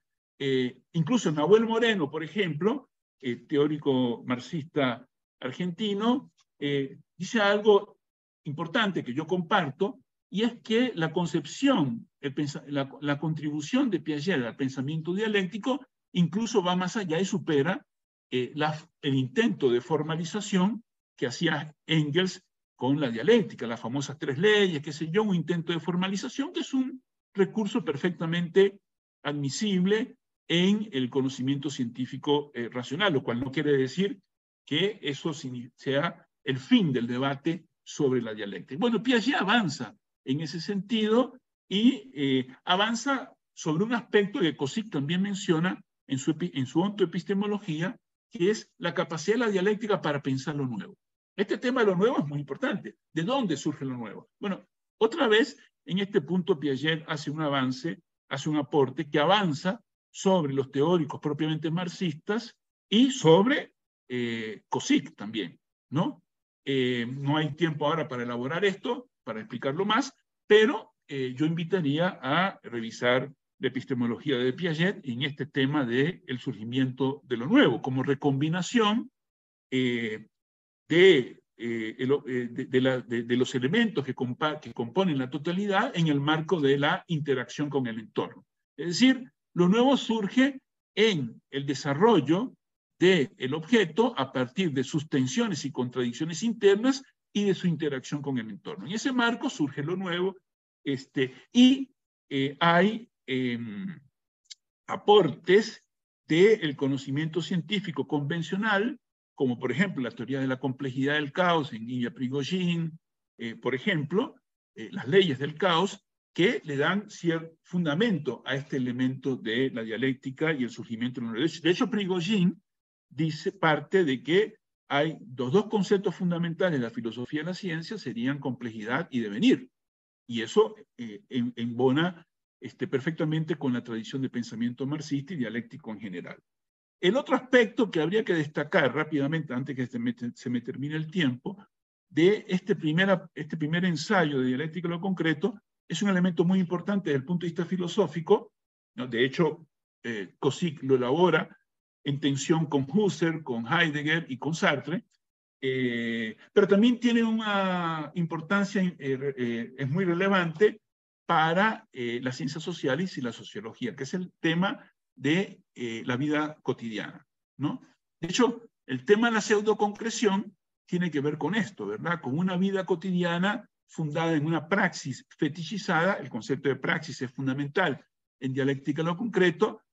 ¿Por qué? Porque el mundo de la pseudoconcreción es el mundo de la inmediatez, ¿no? La pseudoconcreción es vivir sumidos en la inmediatez y por tanto en la incapacidad del ser humano, de los individuos, para autopercibirse como seres históricos sociales. Este es el punto fundamental, ¿no? Los individuos viven, la mayor parte de los individuos viven sumidos en su vida cotidiana, fundada en una praxis fetichizada, que les impide, sumidos en el sentido común, el correspondiente sentido común, que les impide captar su nivel y su existencia histórico-social. Y esta es la clave de la pseudoconcreción, ¿no? Un mundo reducido a la práctica utilitaria, es decir, donde los seres humanos se enfrentan a problemas cotidianos y los van resolviendo, ¿no? Atienden a sus necesidades, a los obstáculos, a las aspiraciones, a los problemas cotidianos a los que se enfrentan y buscan soluciones, encuentran esas soluciones y van desarrollando una actividad práctica utilitaria sin comprender los efectos históricos amplios de su acción en el plano de lo microsocial. Y termino, un aspecto muy importante en lo que plantea Kozik es que dice que en esta actividad práctico-utilitaria que atiende necesidades y resuelve problemas, los seres humanos también desarrollan sus representaciones acerca del mundo, o sea, el sentido común. Y que finalmente la manera de superar la pseudoconcreción, y aquí Kozik apela al existencialismo, es la modificación existencial, es decir, el reconocimiento del carácter histórico universal de su actividad práctica. Listo. Gracias. Bueno, muchas gracias, Roberto, por presentarnos. En el grupo, uno de los grupos de Facebook donde estamos presentando, una persona hace una pregunta, se las voy a leer y ustedes, bueno, si quieren empezamos por George o Roberto, porque es para los dos. Entonces, se las voy a leer. Hola, una pregunta. En general, ¿podrían los profesores referirse brevemente a los puntos de diferencia que hay entre COSIC y Althusser? Gracias. Se las voy a poner en el chat por si quieren volver a leerla, pero ahí está. Bueno,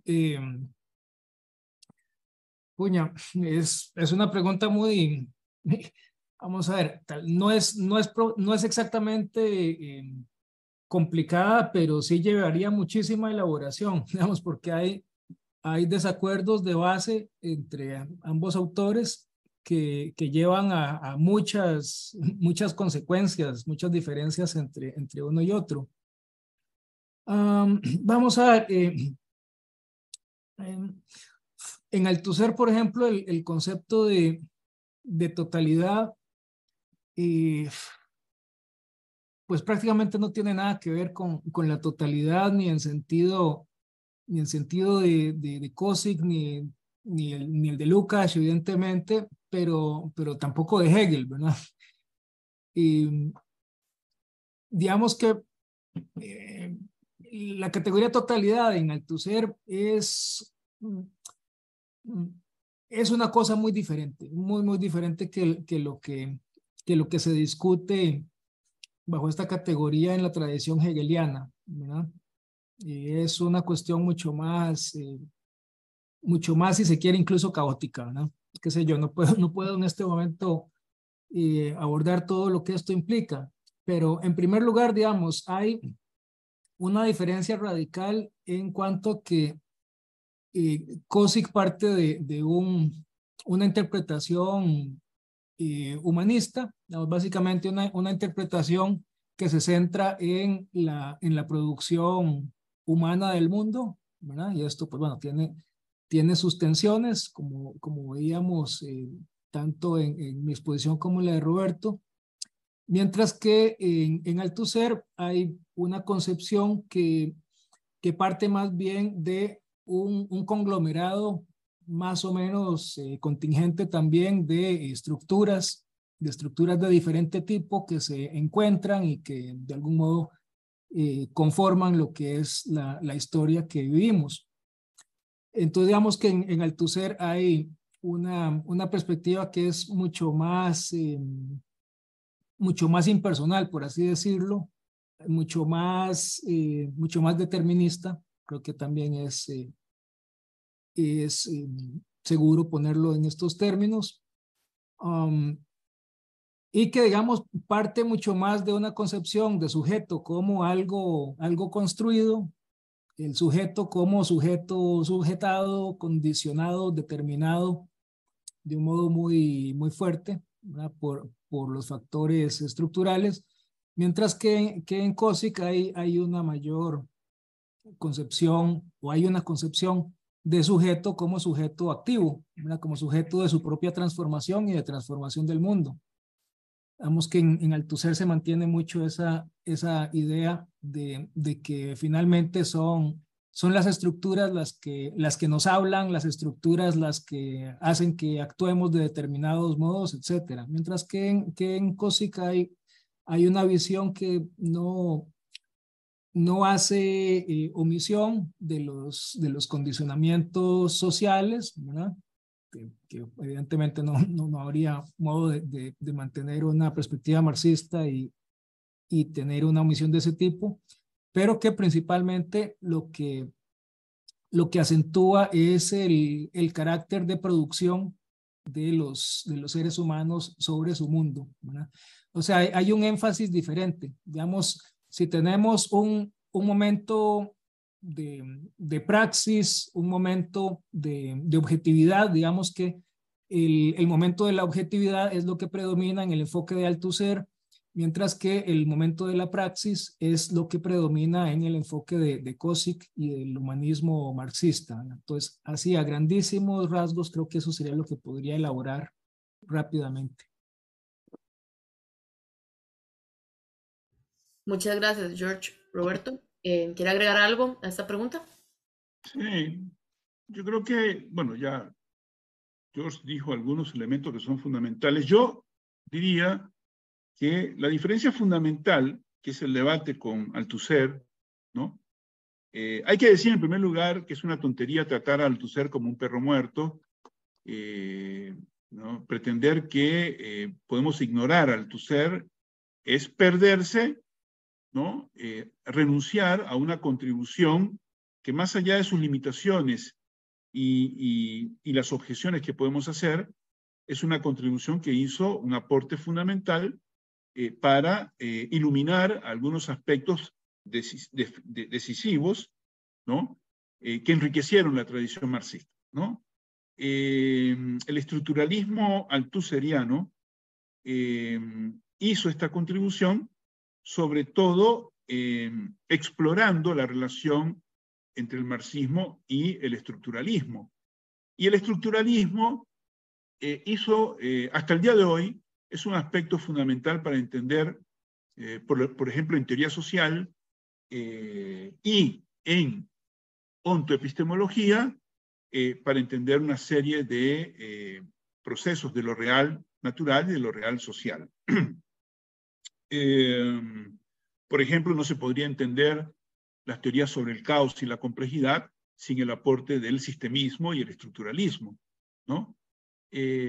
Dicho eso, la gran polémica con Althusser ha sido, desde hace 60 años, el hecho de que, y está en Dialéctica de lo Concreto, en el texto, hay un fragmento, no muy extenso, pero hay un fragmento claro, donde Kozik polemiza con el estructuralismo y dice que para el estructuralismo la historia surge del choque entre las estructuras y que el costo de esa perspectiva es invisibilizar o eliminar al sujeto de la historia y de lo histórico social.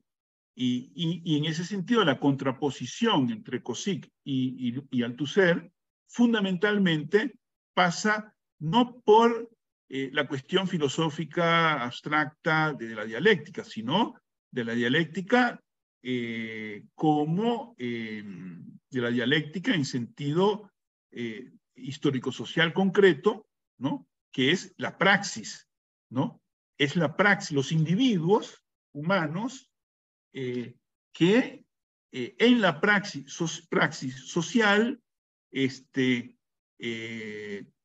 intervienen sobre el mundo y lo transforman. Y es ahí donde Kozik introduce esta noción que es muy útil y muy interesante de el carácter ontocreador de los individuos humanos, de los seres humanos, que intervienen sobre el mundo para conocerlo y transformarlo, y en ese proceso de transformar el mundo natural, crean un mundo social y además crean su representación acerca del mundo. Es decir, no solo transforman el mundo natural, sino que le otorgan sentido al mundo material. Porque la praxis no solo transforma el mundo, sino que crea, ¿no?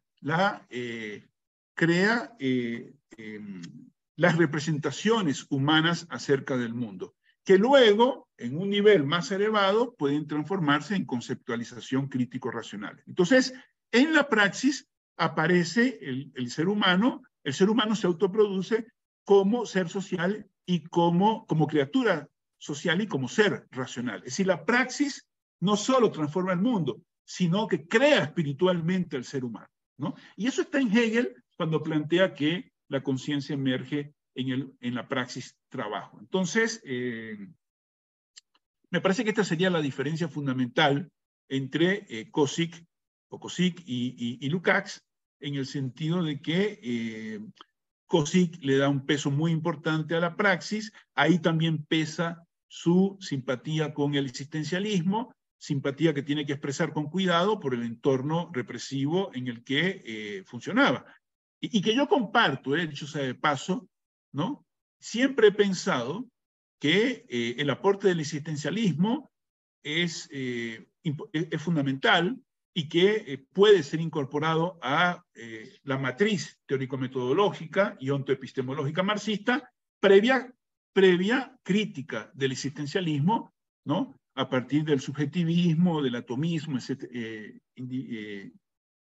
subjetivista, etcétera, etcétera. Pero es posible un diálogo muy fructífero del marxismo con el existencialismo. Kozik se aproxima a esto, en mi opinión no lo resuelve del todo, ¿no? Se queda a medio camino, no sé si en parte por limitaciones propias y en parte por el entorno represivo que dificultaba, digamos, este paso, pero no cabe la menor duda de que hay allí una tarea pendiente, todavía en mi opinión pendiente, para mí esa sería la distinción fundamental entre Kozik y Althusser, y repito, no se trata de decir que hay que tirar al tacho de la basura a Althusser, sino simple y sencillamente es parte del examen crítico que corresponde en la lectura tanto de Kozik como de Althusser o Lukács o cualquier otro autor.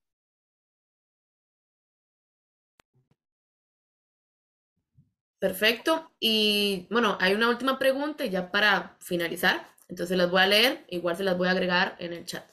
Bueno, dice una persona, ¿por qué leer a Kozik y cómo se entiende su teoría con respecto al pensamiento decolonial en el abordaje de la realidad? Si quiere empezamos con Roberto para cambiar el orden y luego con George. Leer a Kozik hoy es importante porque el marxismo es importante. Ahora uno puede citar a Sartre cuando dice, yo creo que la formulación de Sartre sigue siendo valiosa, por lo menos desde el punto de vista del pensamiento crítico, y es que el marxismo sigue siendo el horizonte intelectual espiritual de nuestra época. Mientras el capitalismo exista y mientras sigamos viviendo en una sociedad fundada en la explotación del trabajo, la desigualdad social estructural y formas anacrónicas de opresión, ¿no? Mientras vivamos en un mundo fundado en la dominación de clase, en la alienación, en la pseudo-concreción, mientras vivamos en un mundo estructuralmente desigual, la pseudo-concreción seguirá siendo un dato de la vida cotidiana.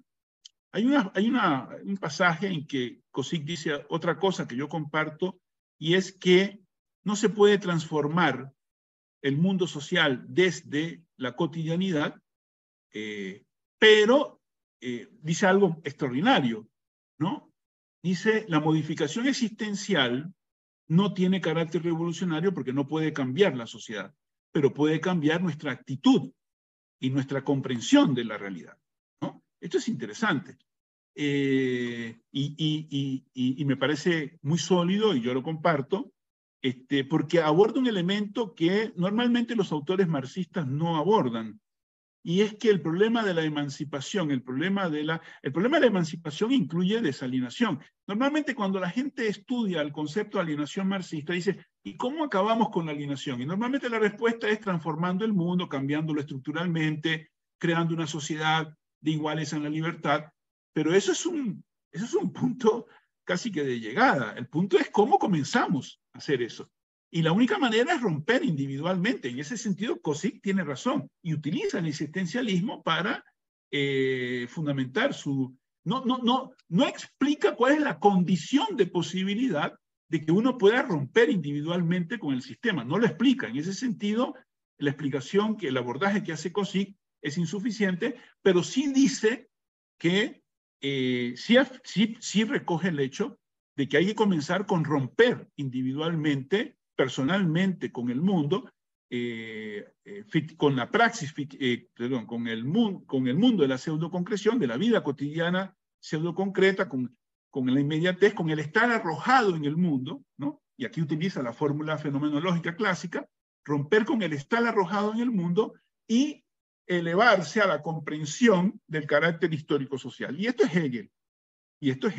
Elevarse a la comprensión del carácter histórico-social del humano. Esto es la fenomenología del espíritu, ¿no? La odisea del espíritu desde el ser en sí hasta la autoconciencia, etcétera, y el saber absoluto. Entonces, el saber absoluto no es la idea. Entonces,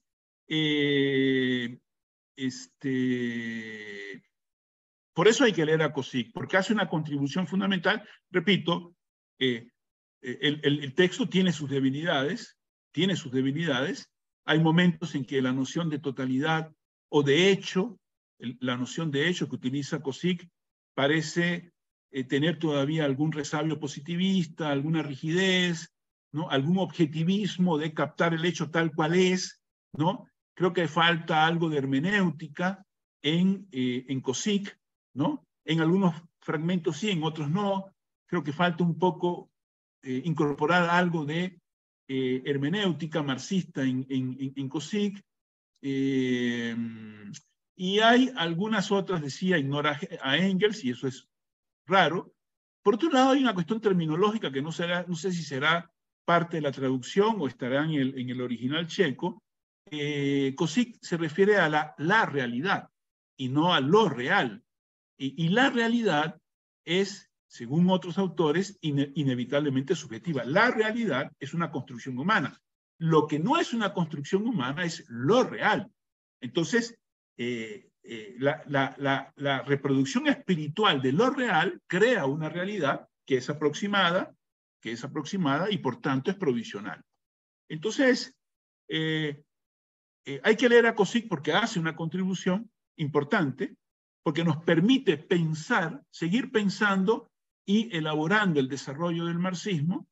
Y finalmente, sobre lo del colonial, yo tendría poco que decir. En mi opinión, las posturas descoloniales, tienen una serie de deficiencias importantes, ontoepistemológicas, y están muy lejos del marxismo. En realidad, buena parte de los decoloniales asumen posturas antimarxistas, ya no digamos antidialécticas y antidialécticas, así que la relación entre el carácter, la crítica marxista del pensamiento decolonial es algo que se ha estado realizando, muchos autores marxistas han escrito sobre eso, Eduardo Gruner, Claudio Katz, Atilio Borón. Uno puede estar de acuerdo más o menos con algunos puntos de vista, pero ha habido, sin dedicarle demasiado tiempo, porque en realidad tanto no lo amerita, ¿no? Pero los vínculos de los postulados decoloniales y el marxismo son bastante distantes, ¿no? Son bastante distantes y en realidad los postulados decoloniales son muy deficientes ontoepistemológicamente e histórico-socialmente también, ¿no? Listo.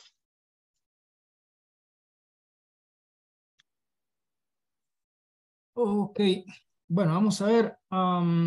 Sí, es una pregunta, vamos a ver, que implica primeramente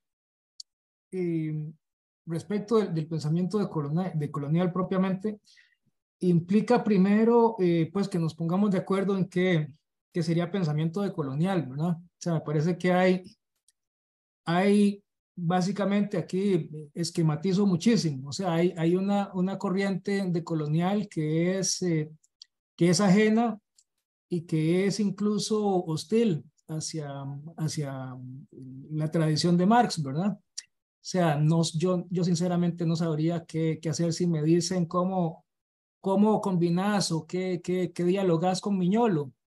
Realmente, con Miñolo no hay mayor cosa que hacer, ¿verdad? O con Grossfogel. No, Grossfogel, mira, Grossfogel está más en la tradición o está más metido con la cuestión del sistema mundo. Por ahí, él oblicuamente sí tiene algo que ver. O sea, el problema de Grossfogel es que es un ecléctico que hace una ensalada de un montón de cosas y no da un hilo conductor, digamos. Pero Miñolo no es Grossfogel. Por ahí, digamos, está esa corriente en la decolonialidad que tiene una ascendencia más bien en el postestructuralismo. Por ahí anduvo mucho Santiago Castro Gómez, que ahora pues es altuseriano. Siempre me pareció como de los tipos interesantes que están haciendo cosas. Y por otro lado, digamos, hay una derivación de la filosofía de la liberación que se reclama o que se dice decolonial, o por lo menos desde un encare decolonial, que esos yo diría que sí son camaradas, ¿verdad? Ahora, cabría decir, bueno, es que en realidad no son decoloniales, son marxistas con algún matiz o con una que diríamos, pues con una perspectiva desde Latinoamérica, etcétera. Pero digamos, me parece que desde ahí sí se puede dialogar, ¿verdad? Incluso, por cierto, Gruner se ubica ahí, ¿verdad? Dussel también se sitúa, digamos, desde esa tradición dentro de la decolonialidad. A mí no me gusta esa etiqueta, me parece que se presta a equívocos, pero bueno, digamos, ellos sí se asumen un poco más desde esa etiqueta. Digamos, ¿qué sería importante de COSIC en esta discusión? Me parece que el enfoque acerca de la relación entre parte y totalidad, fundamentalmente con todos los mecanismos de mediación que se encuentran acá, ¿verdad?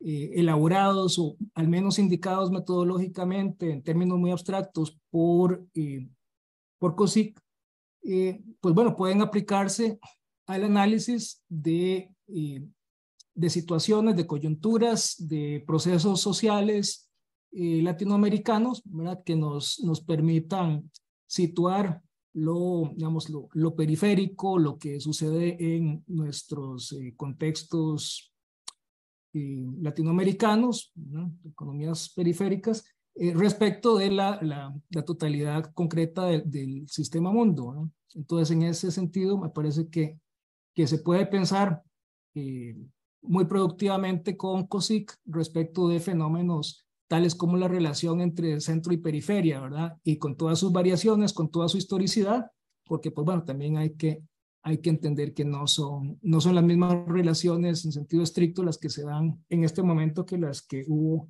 hace, qué sé yo, hace 50 años, por decir algo.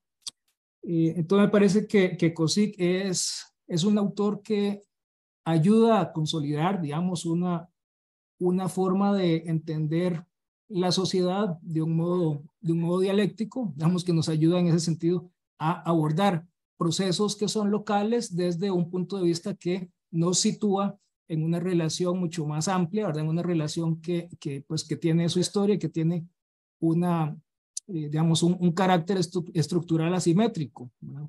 Cosa que pues no podríamos hacer desde un enfoque fragmentario o que nos quedaría debiendo, digamos, aspectos importantes de la realidad si no incorporamos esa relación de la cual nos habla COSIC en la dialéctica de lo concreto. Yo podría agregar también, por ejemplo, en los dos capítulos de ensayos que dedica COSIC a la relación economía, capital, filosofía, la elaboración que hace COSIC sobre la relación economía-filosofía, donde incorpora los aspectos históricos, políticos, culturales, de subjetividad, y que eso hoy en día, por ejemplo, como decía George, me parece, nos serviría para pensar de manera más adecuada los problemas socioestructurales y político-culturales institucionales de América Latina. El problema, para decirlo con un término de a pie, los problemas del subdesarrollo, digamos, ¿no? Los problemas de América Latina como en su estructura social, esa relación filosofía-economía me parece, y la reivindicación que hace COSIC, que es muy importante, del carácter imprescindible del pensamiento filosófico para pensar críticamente, ¿no? Me parece que eso es muy importante hoy en día en el marco del cientificismo que sigue imperando en muchos aspectos, ¿no? El intento de reducir lo social a la genética, la pretensión de pensar economía sin ciencias sociales, etcétera, etcétera. Listo. Bueno, ya llegamos a nuestro fin. Quiero agradecerles a Roberto Ayala, al doctor Roberto Ayala, al doctor George García por estar el día de hoy y conversar un poco sobre este autor, que pienso que tal vez en la academia no se menciona tanto como deberíamos de hacerlo, más en estos momentos, ¿verdad?, de crisis. También agradecer a la Escuela de Sociología, a la Facultad de Ciencias Sociales y a la Maestría en Sociología de la UCR, de la Universidad de Costa Rica, por presentarnos en sus Facebook Live y hacer que esto fuera posible. Y eso sería todo. Muchas gracias a todos por los que están viendo, todos y todas que están viendo esto hoy, y listo. Muchas gracias, Melanie. Muchas gracias, Maylin. Muchas gracias, George. Nos vemos. Gracias. Hasta luego. Chao. Chao.